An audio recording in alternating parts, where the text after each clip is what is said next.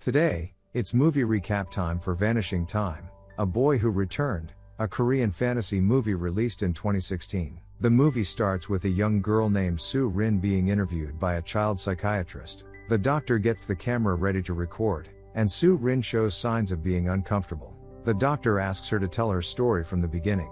Soo Rin starts by talking about her mother marrying Do Kyun years before. Sadly, her mother passed away shortly after in a car accident, so Soo Rin now lives with Do Kyun, her stepfather. The man gets a new job as head of a construction site on a distant island called Hwano, so they have to move there. Ever since her mother passed away, Soo Rin hasn't really been happy. She doesn't talk much and doesn't get along with her stepfather. She starts attending a new school on the island where they moved, where she can make friends, but she still prefers being alone. Her stepfather usually works night shifts at a tunnel construction site. Explosions are quite common there, so the island people are absolutely forbidden to go near the construction site. One evening, Soo Rin checks her phone and reads the comments on her blog concerning a wormhole. After her mother's passing, Soo Rin needed an escape from reality, which led her to go into subjects like wormholes, out-of-body experiences, and the supernatural. She engages in online discussions about these topics, even on the school computer. One day, she forgets to lock the screen, so her classmates see what she wrote and mock her. On her way home, Soo Rin runs into Sungmin, a boy who lives in the local orphanage. Sungmin introduces himself and tries to establish a connection with Soo Rin, but she mostly ignores him. The next day during lunch, Soo Rin overhears Sungmin and his friends discussing her blog, talking about out-of-body experiences. Sungmin claims to have ventured into another dimension upon reading it. Later on, Sungmin follows Soo Rin on her walk home. Upon being noticed, he tells her he believes everything in her blog. Since they both share a fascination with supernatural things, they quickly become friends. It turns out Soo Rin has developed her own set of characters for secret communication. She shows it to Sungmin and tells him to learn it as fast as he can. They soon begin using this code to talk to each other in Soo Rin's journal. After each school day, they go around town in search of spectral encounters. One day, they run into an abandoned wooden house in the middle of the woods. They explore the place and indulge in deep conversations. Sungmin also carves onto wax blocks, making one for Soo Rin.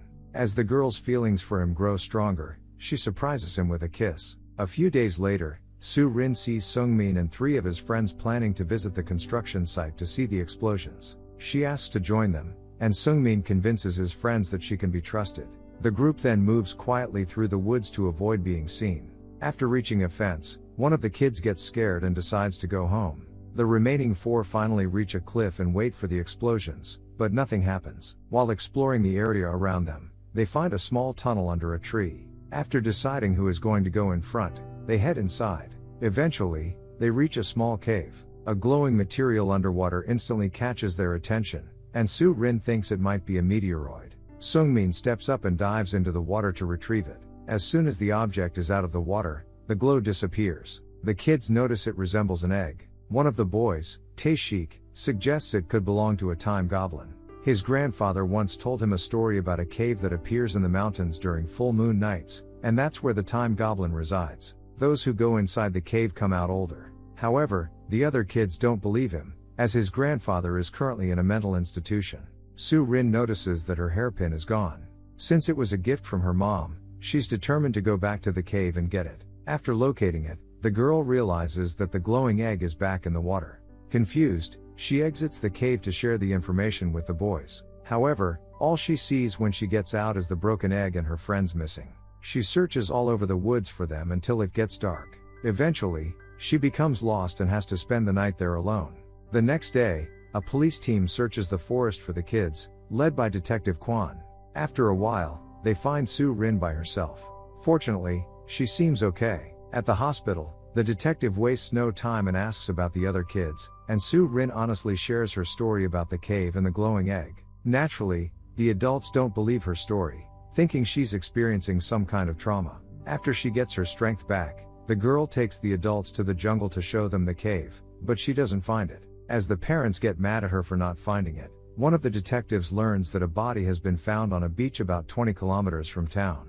It turns out to be Jae-wook, and the cause of death is later revealed to be an asthma attack. Since he was found in a small hole, the discovery makes the police suspect that the case is actually a kidnapping one. Weeks go by, and the other 2 boys remain missing. Without any friends, Soo Rin goes back to being quiet and introspective. Though she is as puzzled as everyone else, her honest explanations are ignored by everyone. One day, a noise outside her house grabs her attention.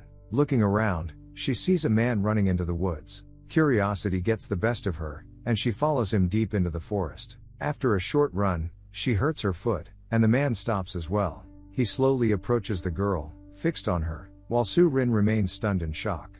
Breaking the silence, he claims to be Sungmin.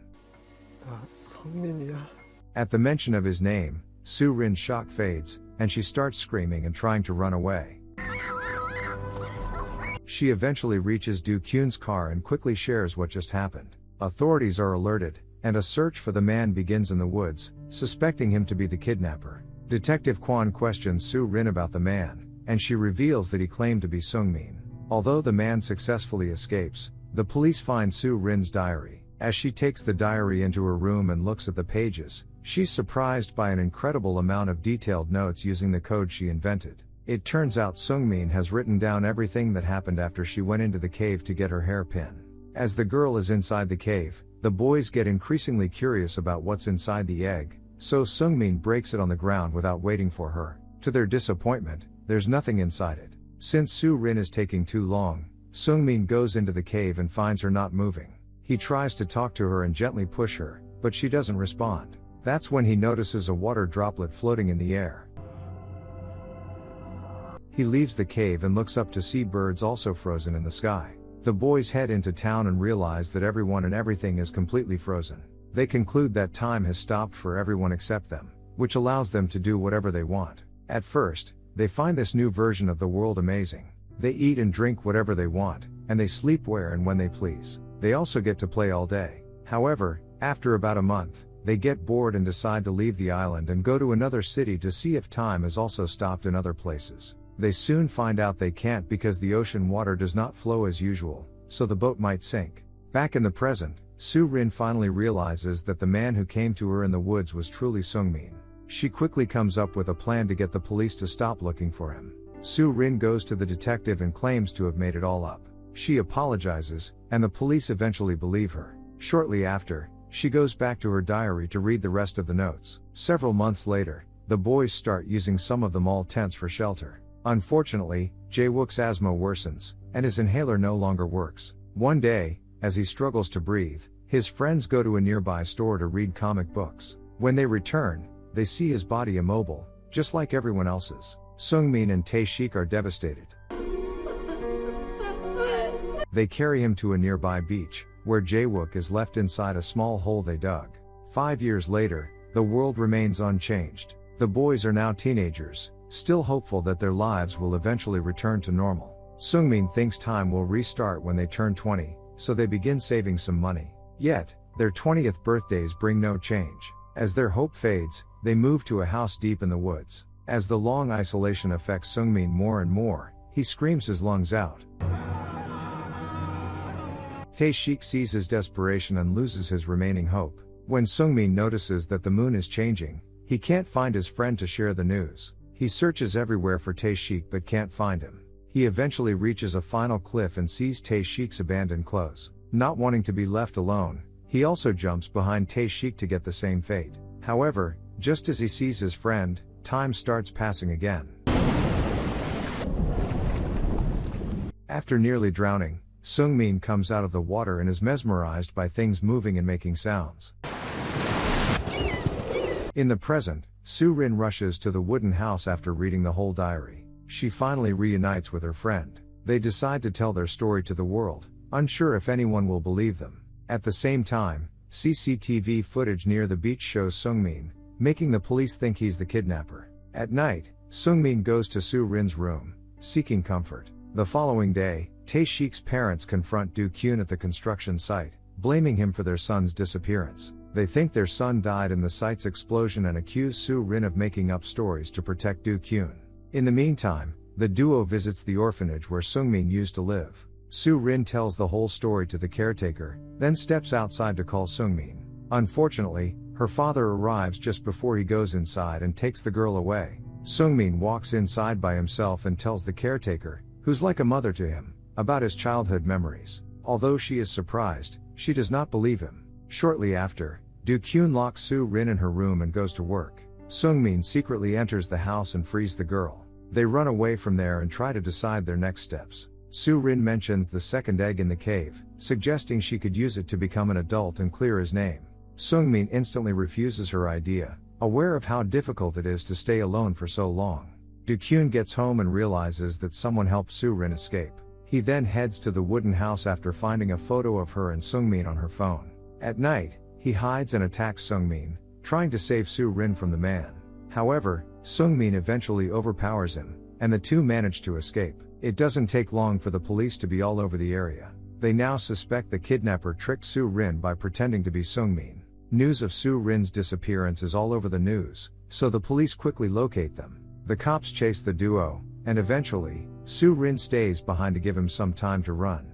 Just before parting ways, she asks him to meet her at the cave. Detective Kwon questions the girl and tries to make Soo-rin believe the kidnapper is deceiving her, but the girl doesn't change her mind. She pretends to need to use the restroom and escapes through the window. Soo-rin then quickly runs to the cave. After finding the entrance by herself and retrieving the egg, Sung-min suddenly appears and takes the egg.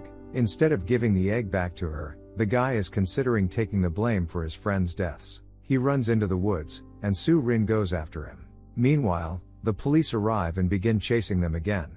As they stop at a cliff with nowhere to go, an officer grabs Sung-min and accidentally pushes Soo-rin off the cliff. Detective Kwon helps the girl, but they end up hanging off the cliff together. Sung-min desperately tries to save her, but the detective eventually loses his grip. Out of options, Sung-min breaks his second egg and stops time again. In the next scene, Soo-rin wakes up on a beach with the detective. She instantly understands what Sung-min did to save them. While it felt like a few moments for her, it was probably many years for her friend. Back home, the girl has dinner with her stepfather. She apologizes to him for the trouble she has caused and thanks him for the food. The detective pays them a visit and has no answers to how they survived the fall. Soo-rin remains silent, and the detective finally understands that she was telling the truth all along.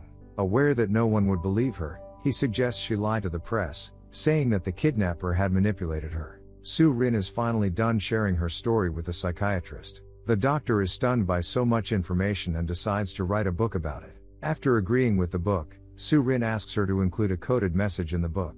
Months later, Soo-rin is about to leave the island to go to high school somewhere else. Before departing, she meets the psychiatrist, who gives her a copy of the now published book. On her way to the ferry, Soo-rin believes she saw Sung-min through the car window, but she finds no one when she exits the car. Hours later, she sees someone wandering around the ferry and goes to investigate. She finally runs into an even older version of Sung-min. In the last scene, the two friends stare at each other. Thanks for watching. If you like our content, please like the video and don't forget to subscribe.